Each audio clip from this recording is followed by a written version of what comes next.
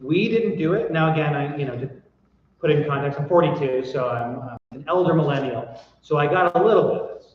But ultimately, right, the opportunity we lost to mentor them in a positive, healthy, supportive direction for American democracy, that opportunity has been taken by the right.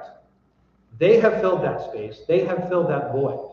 While we were asleep at the wheel, they grabbed it, and now they're steering this generation in a direction which, if it's allowed to persist, will be difficult to undo. Thank you, Jason.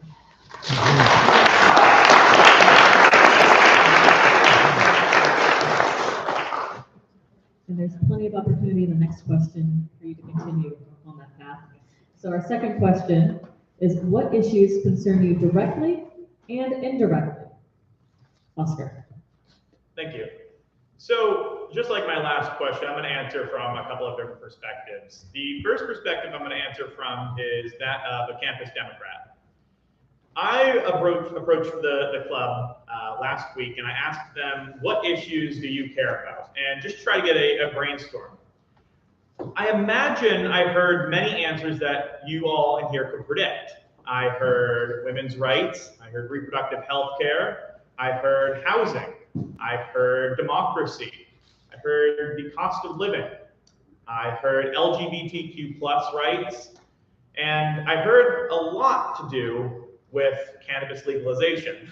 That's going to be a common one between all three people I'm talking about. And I stepped away from that conversation and I thought to myself, wow, these are, speaking to a room full of Democrats, I imagine these issues will go over quite well. I think this is going to be, exactly what they're expecting. And then I kind of looked at the room and I saw who I was asking these questions to. I was asking these questions to a room full of college students that are bored enough to come to a Democrats meeting on Thursdays at 4 p.m. So I thought maybe this isn't the best gauge of the general audience. So I asked myself, what do I care about? And as I said, I am a person in college. I never planned to go to college. And I found myself caring about the same things. I'm a gay man, so obviously I care a lot about LGBTQ+ rights. My partner and I are both men, so I hope that one day we can adopt a child and raise that child in this great state. So I care about the cost of living and I care about our education system. I also care about finding a house one day and ensuring that my child can live a fruitful life in New Hampshire. I'm big on tradition and big on seeing that my family grows big in the state that I've grown big in. That's something that's really important to me. And then I decided these two answers are great. Let me ask my friends who voted for Donald Trump. And maybe I am a bad Democrat, but I keep these friends around. I keep these friends around mainly because I love hearing what they have to say. I think having a diversity of opinion in your life is the most important thing you can have. And listening to them, the answers were shockingly similar. They just phrased it in a bit of a different way. Instead of saying they care about reproductive health, they would tell me they care about health care. Instead of saying they care about the cost of living, they say they care about themselves one day being able to buy a house. What I found from my conservative friends is that we shared a lot of the same core values. We shared the values that we want to stay in New Hampshire, that we care about the people of New Hampshire, we care about our disenfranchised communities. It's just how that outlet to express change upon those issues, that's what differs between us. They thought that voting for Donald Trump was the best way to secure their right to own a house, and that was their number one thing. Or they thought that voting for Donald Trump was the best way to secure health care. I couldn't explain how you got to that conclusion, but that's what they say. And so I find that the issues that concern young people, we all care about relatively the same things. What we struggle with as Democrats is finding the messaging to say that to other young people, especially young men. I was just reading a Tufts study, and we lost young white men this year by 30 points. Young black men by 25 points, young Latino men by 20, and young Asian men by 10. So every demographic of young men we lost considerably. This was the worst turnout for Democratic young men in history, and despite that, all the Democratic young men I speak to, young men and women I speak to, all seem to have the same core issues at mind. So I think what we need to ask ourselves as Democrats is how do we change our messaging to say that we are the party looking out for your children. We are the party of family values in the sense that we want you to be able to raise a family in this state. We want you to be able to afford a home, have stable income. We are the party of affordable health care. I think that that is a very achievable goal for us. And I think it just takes a bit of rewording our messaging to appeal to these constituencies that we've lost so bad at. So that's my answer. I think it's really, focusing on the core issues that affect all young people and just changing up our messaging a bit.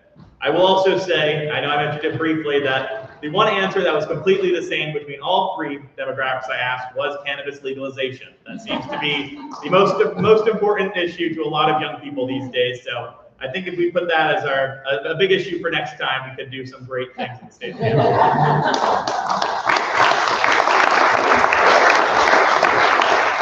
Thank you, Oscar. Avery, what issues concern you directly and indirectly? Well, before getting into what I prepared for this question, I just wanted to echo something that was said by Maggie Goodlander. And she was talking about how she was communicating with normal New Hampshireites like myself, and that healthcare came up a ton. And I wanted to echo that as something that impacts me very directly. My father receives VA insurance. However, VA does not cover dependents, which is a terrible issue in my opinion. And because of this, Medicaid has greatly impacted me, and it's terrifying to see the possibility of that being ripped away. So I just wanted to get that out of the way. Now to get into everything else, as a young woman, I am 21 years old. The most obvious issue that impacts my demographic is reproductive rights. And that is the response you get for what issue is the most important when you talk to young engaged women, hands down. But if you talk to women who are less engaged, that doesn't really come up that often, which really surprised me. They tend to not think that this will come to their doorstep because it is New Hampshire, and somehow the idea of a national abortion ban, even after Roe v. Wade was overturned, is somehow unthinkable, and I simply cannot fathom that. So I really think we need to figure out how to break through on that issue, and unfortunately, I think a lot of that's going to happen when things get really bad. Deeply, deeply saddening. As far as other issues that I care about on a personal level, housing and the cost of living, as Oscar was talking about. You hear this from everyone, those who are engaged and those who aren't engaged. College students don't really want to move back in with their parents. I know I don't, but if I was not in a relationship with somebody I can split my rent with, I know that that would be the only option. And that's really terrible because we're not allowing young people to move somewhere to reach their full potential. We're trapping them with our housing policy and not allowing for them to grow. That goes into a lot of issues I see on the local level, and I'm not saying any of this in my capacity as a local employee. There is an othering of students in the community, and I'm not trying to point fingers, but I really do see it from everyone. It's an us versus them mentality when you talk to business owners or just normal townspeople. It's almost a perception that students cannot be part of this community long term, when I know so many people that deeply want that. We want to stay here, we want to contribute to New Hampshire and Plymouth, but our housing policy and the lack of economic development we're allowing for simply is not allowing for that. It's deeply sad to see, because I do not want to see New Hampshire die because they don't have the tax base and all their graduates go to Massachusetts, which is currently happening. To go further into that, you hear a lot of people talk about not wanting more children in the school system, thus not wanting to, like I said, build more housing and job opportunities. And that is a very sad thing to hear as somebody who wants to start a family in 5 to 10 years, because how are we supposed to feel welcome and want to get engaged in local politics and local community when we feel like they're not there for us? It's quite saddening, and I hope that this could just act as a little bit of a motivator to let you guys know how some of us are feeling, because I know that you guys do genuinely care, and we can make a difference on this front locally. All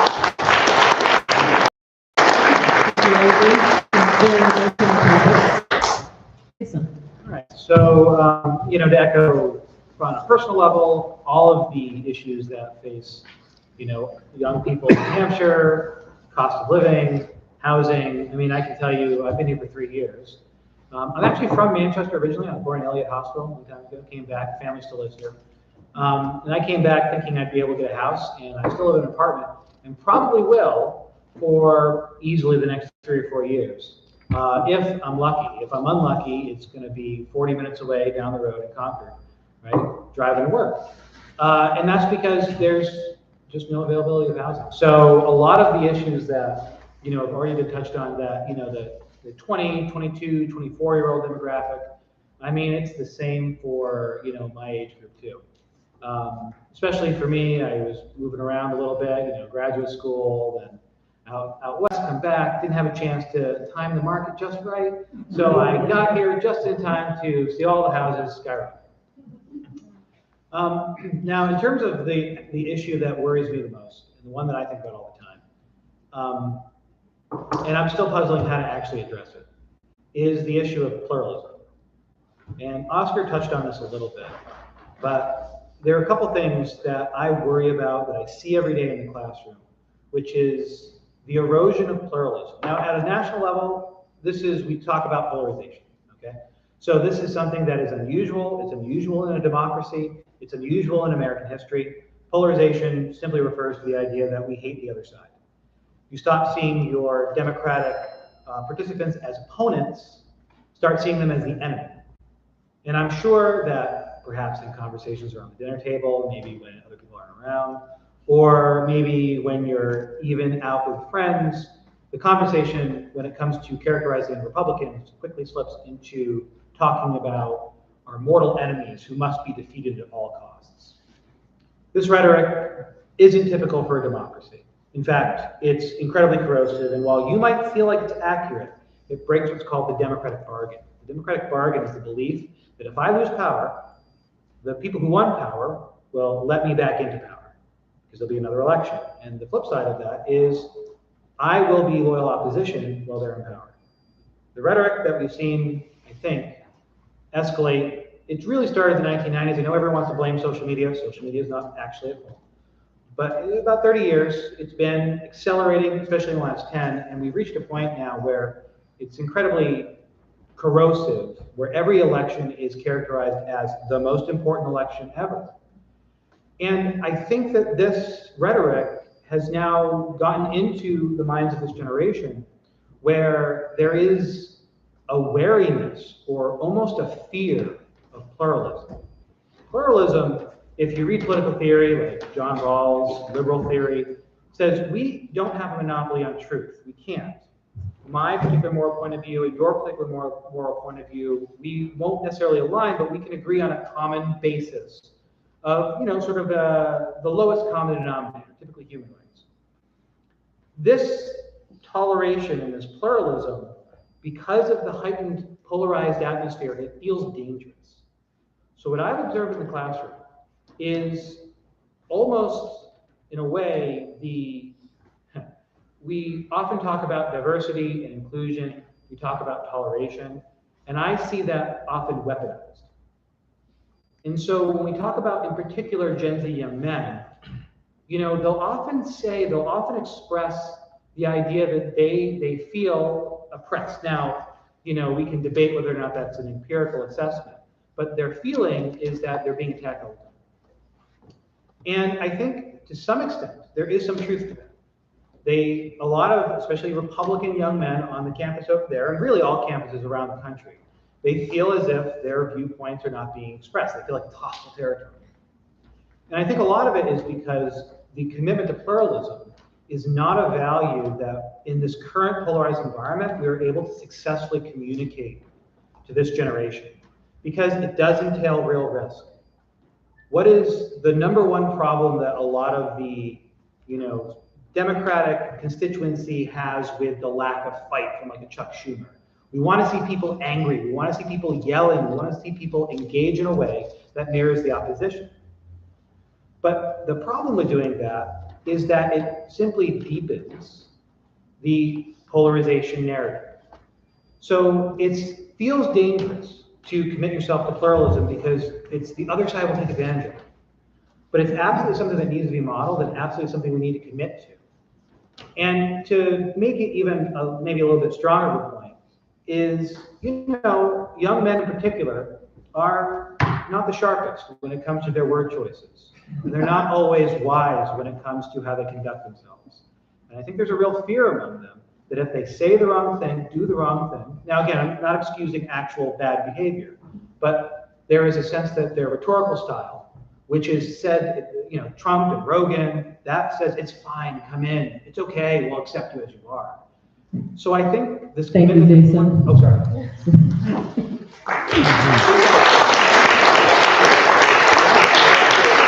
Yeah. I think the last question, you can wrap up what you were Yeah. saying. Our final question. Do you think that youth have enough knowledge to understand how local, state, and national politics work? If not, where can the gap get filled? Thank you. No. I'm going to say that quite definitively today. I'm going to say no. I don't think the youth have enough knowledge, and I don't think the answer is as simple as civics education in high school or a mandatory course in college. I think oftentimes we like to think of those answers as one-size-fits-all solutions to a problem that has been plaguing us for generations. Especially here in New Hampshire, I don't have to be the first one to tell you how much our state representatives make. I also don't have to be the first one to tell you how much our senators make. If anyone in here, I think we have some reps and senators in here, I bet they can attest that they could not live on that salary. That they can only get into that position if they have a separate source of income to sustain their life. This fact alone is a great barrier to young people even starting.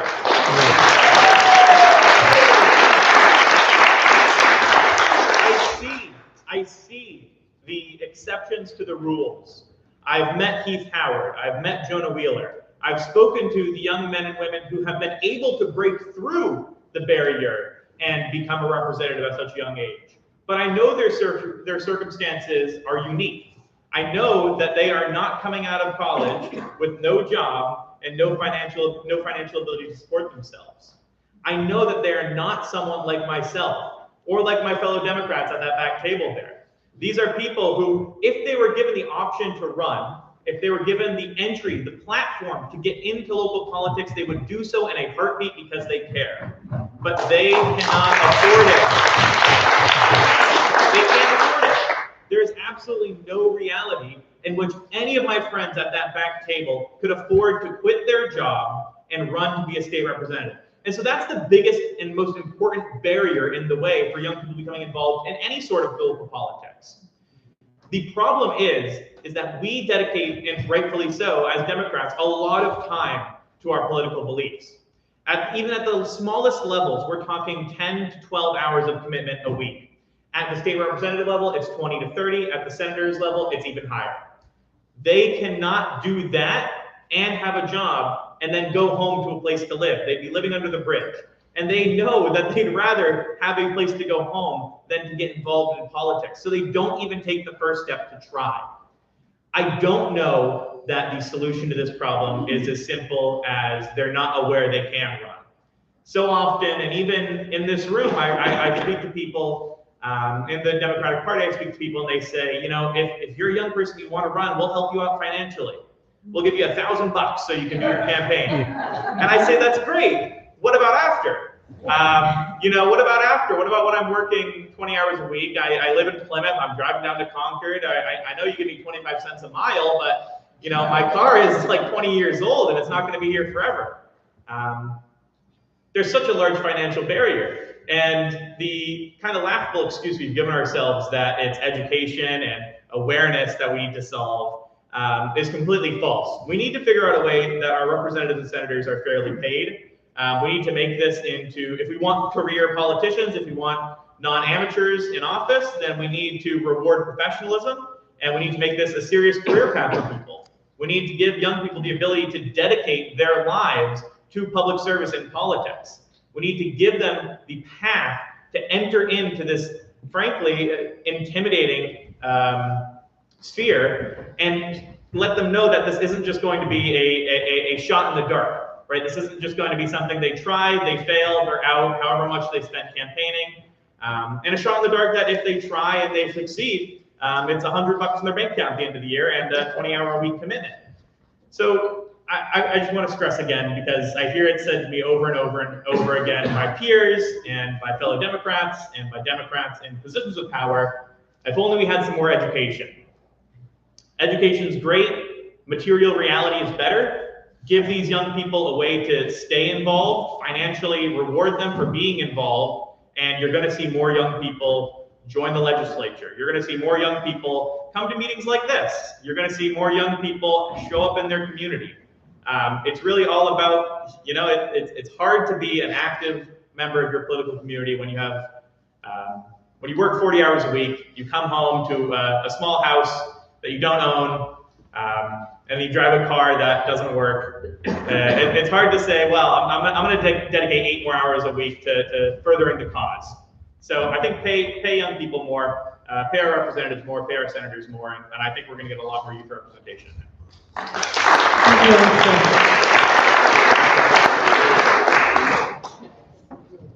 Avery. Yes, thank you. I would first of all like to say, Oscar, I completely agree. Thank you. Yeah.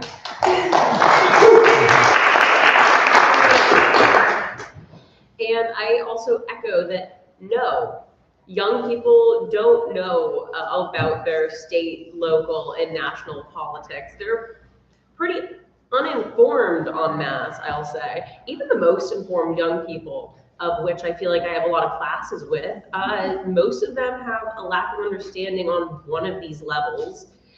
And this is just the best of the informed.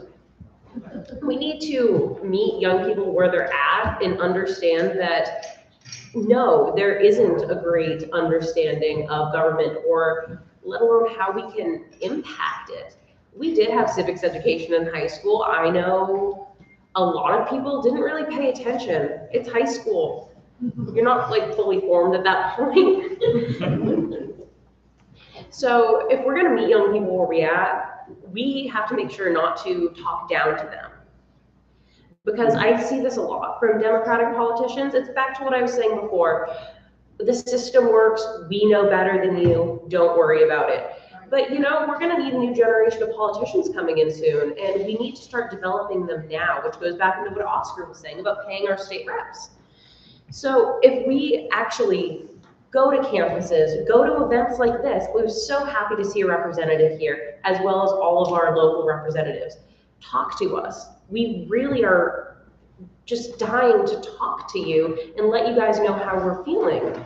But you can't, I'm not saying you guys, but the Democratic Party en masse can't sound too politically jargony, of which I know several individuals have been guilty of on a national level.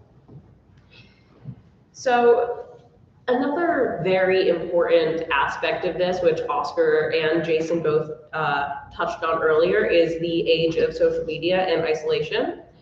The modern generation that I'm a part of, Generation Z, we are not going to seek out traditional media. Like, it's a chore to watch CBS News. You gotta really care. You gotta make it your hobby almost. And that's just people who are really into politics. Most people my age are getting all of their news from Instagram, TikTok, and podcasts. because I know several people who decided to vote for Donald Trump based on the Joe Rogan endorsement. You know, a lot of endorsements don't work, but that one definitely helped. So if we can use this social media to get in touch with young people, it is a huge opportunity because you can talk directly to your constituents. So if we start doing that, if we put out an effort, even on the most local level, to make sure information is available widely where young people are getting their information, we might have an impact. Of course, young people will still have to read it, but at least they have the ability to now. And I think that that's something that the Republican Party really got ahead of us at. And playing catch up isn't fun, but it needs to happen. So I think that's all my thoughts on that question. Thank you all very much. Thank you, everyone. Quick question for social media. Raise your hand if you are on Facebook. You have a Facebook page. Instagram? TikTok. Oh, there we go. All right, so social media has changed quite a bit. We're on, us elder millennials and older, we're on Facebook. The younger generations are on Facebook Marketplace. That's about all that they're going on to Facebook for. So we have to change what we're thinking about the social media and where they're going to get it. Jason. Yeah, actually, I think roughly, I want to say, it's about 2/3, I think it's maybe a little bit more than that, of Gen Z get their news exclusively from social media.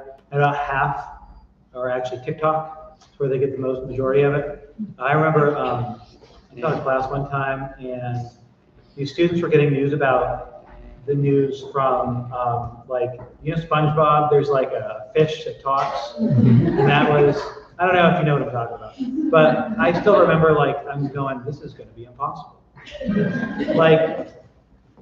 So, I guess I'm sort of qualified to assess whether or not they understand civics education and politics, and I mean, to echo what they said, they have no idea. And that's our fault. The reason why it's our fault is because when we talk about getting involved in democracy, talk about getting involved in politics, this is not ignorance. It's not as if, some of it is, they don't necessarily want to seek out difficult or challenging information. But, they're looking around, and what evidence do they have that this system works at all, at any level, to address anything that they care about, that matters to them? What? We talk about being the Democratic Party and our commitment to democracy, and I hate to say it, but was Harris selected, or was she voted in?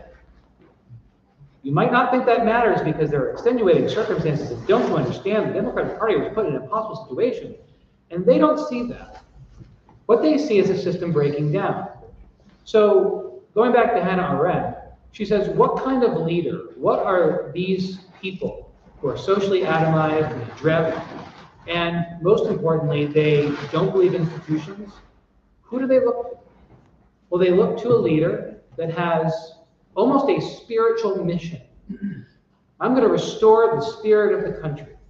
And this individual says, and I alone can do it, and we're going to throw away all the institutions that are broken and don't work, and they don't work for you. And I'm going to do it for you. The most devastating ad, as soon as I saw it, I knew Harris was going to lose. I was watching football, and an ad came on that said, Harris is for they, them, Donald Trump is for you. And as soon as I saw that, I turned to my wife and I said, Harris is lost. Because that message is so devastating. It turns our values, the things that matter to us, they weaponized it and said, they're caring about people that you don't know, that aren't you, but I am looking out for your interests. Now, it's a cheap shot, and obviously there is, under no circumstance should we ever turn our back on anyone. All people are entitled to human rights, and we should defend that to the end. However, it speaks to a problem, is that this generation, they are extraordinarily vulnerable to conspiracy theories, more so than even boomers. They're in, and I don't mean that as a criticism, empirically, they are extraordinarily vulnerable to it because their source of information is hermetically sealed inside of TikTok. and talking to their friends. And when asked, how do you verify the truth, the veracity of what you're looking at? They answer, I look at the comments. That is how they determine the truth and veracity. So I say this to say, this is what you're up against. How do you get past this? There's no shortcut to this. The idea that we're going to come up with our own Joe Rogan and sort of penetrate that hermetically sealed information container, I mean, that ship has sailed. It's over the horizon, it's gone. Maybe some charismatic individual is capable of harnessing all of those points to do it. But my theory of the case, and what I've been trying to do, is the theory that mentorship is what works. Real connections, actually talking to them, taking the time out of your day to reach them. Now, look, I mean, I get, like, I'm somewhat younger, right? But I'm still way older than that. And the idea that they want to spend, you know, any amount of time with someone twice their age, like, they'll do it, but it's in moderation. So you've got to be strategic about when you invite them out, but making a pointed effort. They need to see your values in action, because at the national level, they don't see it at all. So my theory of the case is that we have a tremendous problem in front of us. The more I teach, the more I encounter these students, the more worried I get. Because I feel like I'm maybe moving the needle a little bit, but, you know, I'll go through an entire semester, I think I'm making connections, and at the end I go, well, that wasn't a waste, but man, did I not get as much out of what I thought I put into it. And that's what it's going to take. So this is not something that a national leadership is going to solve. This is not something that, I mean, again, there could be a Obama-like candidate that comes out of the blue and just knocks it out of the park. It's always possible. But this is going to require all of you to make these connections. And really, it's as complicated, but also as simple as that. Thank you very much.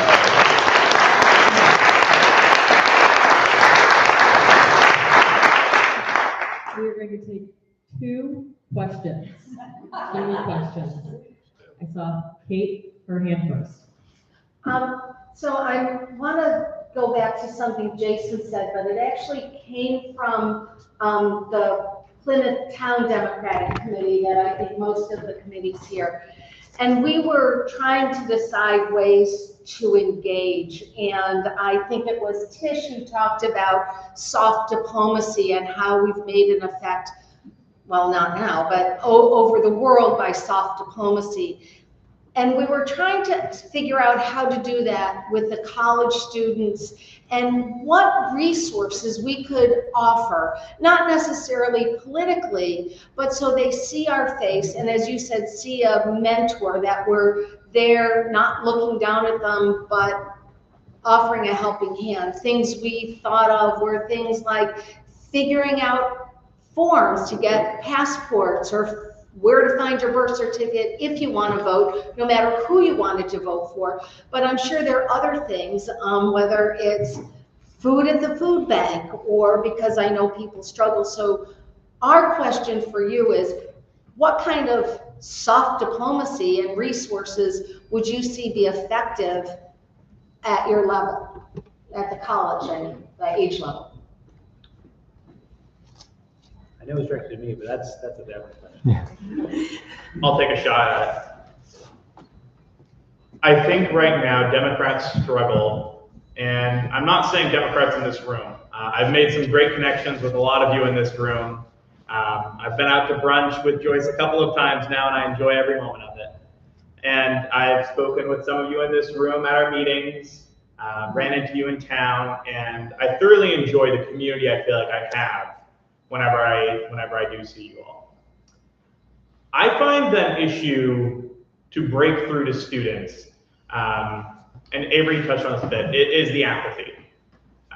You asked what items you could provide, what material things or non-material pieces of guidance you provide, and I struggled to find anything that would come to my mind.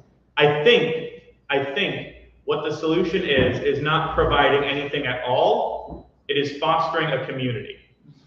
I think, and just as Jason said, young people are incredibly lonely, incredibly isolated, and incredibly keeping to themselves. And I think that if you just provide them this I guess I'll call it a third space. If you provide them somewhere else to go other than to class and home, you provide them opportunities to engage with their community, even if it's not people of their same age, that slowly you will start to see more community integration with the Democrats and the young people on campus. I am also going to use this time to say, I think that the strategy employed by the Democratic Party on Plymouth's campus this last election was horribly ineffective and completely degraded the trust students had with the Democratic Party, especially at a local level. I'm working on a paper right now that hopefully I'll be able to publish sometime soon, and it's all about the inaccuracies and flaws I noticed while working for that campaign on Plymouth's campus. The most notable of which is that Democrats do not know when to take a hint. I'm not sure how many of you have went to college, but you probably were walking by somebody that was tabling and tried to get you to come to their table. They might have opened with a soft entry like, hey, do you want to hear what I have to say? Hey, let me get registered to vote. The Democrats on campus did this incessantly. They would ask every student that walked by every single time they saw them, and without pause, without concern about if they've asked them before, they would repeat the same spiel. And the issue I have with this is, you know, I think I'm privileged enough to say that I could have a conversation with somebody of my age and tell them the positive values of voting for Harris or the negative values of voting for Trump.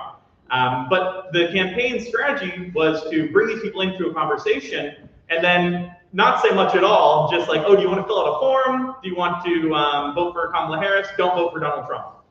And that was the end of the conversation. It was not holistic. It was kind of paint by the numbers, I guess I'll call it. And so I saw that style of outreach used, and I was aghast, honestly, that they could use such, just have such a disregard for the individual student and think that it was going to work. And throughout my time, I tried to employ some different strategies that I could, you know, invite these students out to go get coffee. I know there's one student in particular who I fundamentally and ideologically disagreed with on just about everything. And that was one of the students that I was like, you know what, I don't think we can find a common place on Kamala Harris, but maybe if we go and get a coffee next time we can. And I think having that mentality as community Democrats can help, is knowing the battles, when to pick them, knowing when to give up in those battles, but also knowing when to persist in those battles, knowing when, okay, maybe this time it's not going to work, but let's have a coffee. Let's go for a walk. Let's, have a conversation and treat them as adults. Treat them as people with genuine feelings. Don't think you know more than them. Don't think you have more life experience than them. Talk to them as your peer. I think that's a problem we face right now. So I guess I'll wrap this up in just one subtle message. One big message is keep talking to young people. If you know you're not winning, let it be. But if you have the slightest chance that you think you convince them, then do everything in your power to talk to that person as if they were your friend. Try. It's hard. It's grating. This person I talked to, they ended up still voting for Trump, and that sucks. It hurts.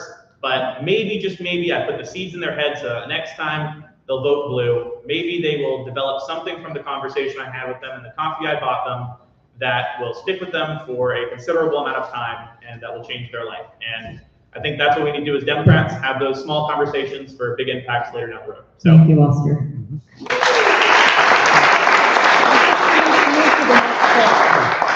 All right, we need to go to the next question. Sorry. Who has a second to another question? I guess. How do you scale any of that up? How do you scale up mentorship, having coffee with people? That's like tiny numbers, but maybe big numbers. How do you do that? Well, you don't. Now, you might say, okay, well, how does this help us? So about 20 years ago, 25 now, political scientist by the name of Robert Putnam wrote a book called Bowling Alone. Have you read that book? Called what? Called Bowling Alone. Bowling alone. Bowling Alone. I don't think your mic's. Yeah, on. switch, Yeah. can you switch mics? You have to put it closer to your mouth. No, is it on? Okay. Yeah. All right, let's just turn it on. Just put it. Yeah. Okay, so Robert Putnam wrote a book called Bowling Alone about 25 years ago. And what he noted in this book was the decline of what he called civic associations. So there's this concept in democracy where not just the democratic bargain or institutions, you need something called social trust. Social trust is the sort of everyday, sort of workaday conversation, the relationship you have with your neighbors, the people you see on the street, this notion that we're all in this together. And it's one of the fundamental underpinnings for democracy. What he noticed was that there was a decline in civic associations. So what are those? Bowling leagues is where the title came from. Softball teams. Third spaces, to echo what Target had said. So the idea of scaling it up, yeah, what I'm doing is incredibly, sort of time intensive, labor intensive, and also I'm getting paid to do it. So, it's very easy for me to say, well, just spend, 15 hours talking to them in your office. But what Oscar mentioned about having a third place, this is something that you can scale up. And it is something that you can sort of use as a way of building the opportunity to have those conversations. In the United States, we are famous for having another political science term called cross-cutting cleavages. It's a fancy term that means there's not one way to divide us. And it was often the case that even if we disagreed on a couple of issues, we would go bowling together. But now that doesn't happen anymore. And with social media in particular, the social isolation is such that it becomes a substitute for that. And so when I talk about my political opponent, I'm talking about almost a fictional character that exists mostly on Facebook. I started, so I was an early adopter of Facebook back when you could only get in if you had a college login. I remember when my school got added, I was really excited. I had like 500 friends. I got like 200 now. And about 250 of them are all political, like they were disagreements and they unfriended me. I would pride myself not being unfriended, but I didn't do myself any favors. I like to argue with people. But the idea is these people, I had a guy who was in my wedding. He stood in my wedding with me. I haven't spoken to him in 10 years because of fights on social media. This guy, I love this guy. He was awesome. I haven't talked to him in 10 years because of that. Cross-cutting cleavages and the inability to make those connections in a physical space where you see the whole person, not the caricature, that is one way to scale it up. Now, can we do it nationally? No, right? But democracy isn't built nationally. Democracy is built in communities. So if it happens here, someone says, wow, you have got a tremendous outreach for young people. How did you do it? Suddenly, now you can go somewhere else with it and somewhere else with it. Nothing breeds success like success. Now again, this is not easy. This is my diagnosis of the last 30 years of democratic erosion, and I'm seeing the fruits of that in the students today. This is the end game for democracy, and I'm watching it unfold in real time on my day-to-day. The only way to arrest it is to arrest it by taking the first step in a very long path back.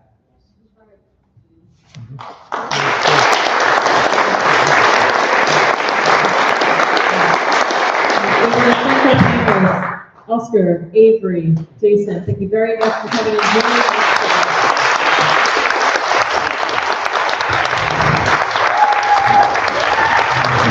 Thank you, Jessica.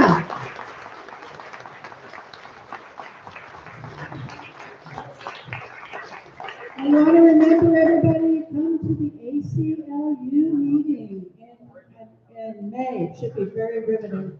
And thank you so much to our panelists. It was wonderful. Wow. Wow.